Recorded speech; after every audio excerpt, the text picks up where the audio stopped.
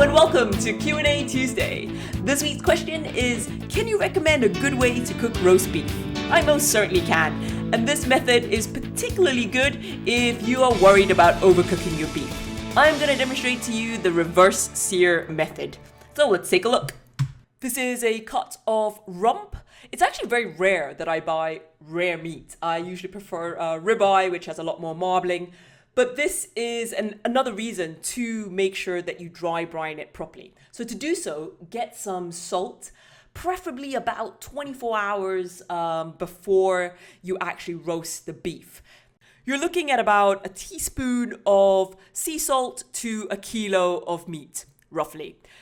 If you are going to use the reverse sear method that I'm about to show you, then put it in your fridge and you can cover it and wrap it up and leave the salt to soak in. However, I've left it uncovered just to show you what happens if you let the meat surface of the skin dry out a little bit. You can see how it's become slightly leathery, and if you touch it, it has a tacky, sticky feel to this. If you're gonna sear meat like a steak straight on the pan, then leave your meat to dry out. The dry surface will help you get a really nice crust on it. It doesn't apply in this case. Instead, put a little bit of oil at the bottom, and we're gonna put it in the oven at 125 degrees Celsius. Yes, an incredibly cool temperature. What we want is for the entire piece of meat to come up to an even temperature throughout, rather than getting a gray band of overcooked meat and perfectly cooked meat just in the middle. So this will be end to end perfect.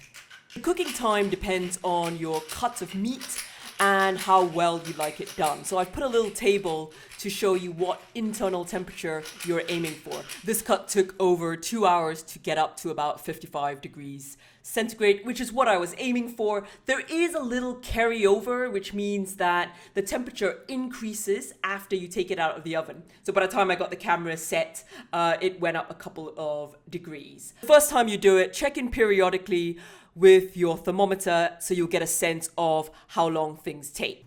Now we want to get a pan really hot. So over 300 degrees, you can tell by the light smoke coming off the pan if you don't have a thermometer. If you're new to cooking, I would actually recommend getting a non-contact thermometer so that you can calibrate the look of the pan, the feel of the pan to various temperatures so that you're going to get it right. And then you'll be able to just ditch the thermometer like I do.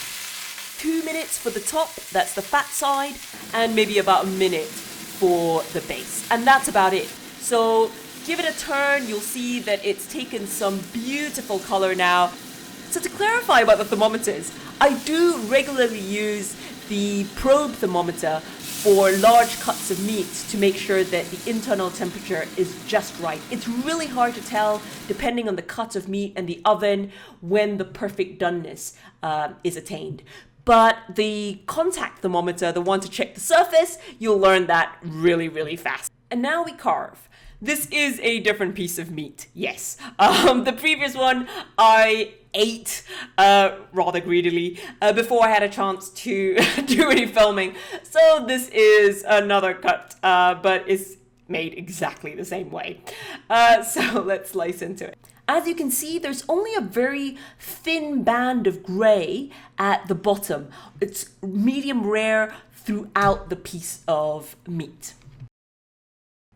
So, funnily enough, the last cut of beef had all sorts of gristle and silver skin, and I was going to show you how to trim all of these things away.